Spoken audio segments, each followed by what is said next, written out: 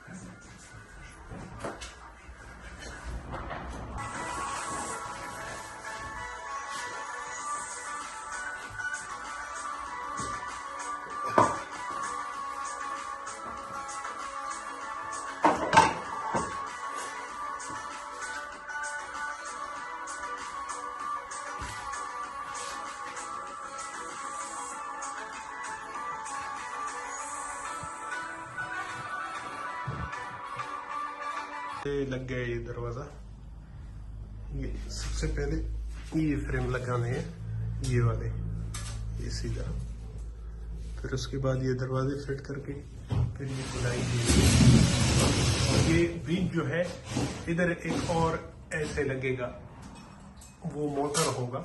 Motor इस light के पीछे इधर लगेगा, वो मोटर इसको खींचेगा। ये ऊपर की तरफ जाएगा, ये दरवाजा ऊपर की तरफ खुलेगा और मोटर के जरिए से ये इधर लग गए, वो उधर लग जाएगा और इधर बीच में इसका मोटर आ जाएगा। तो ये था अभी का इतना ही काम।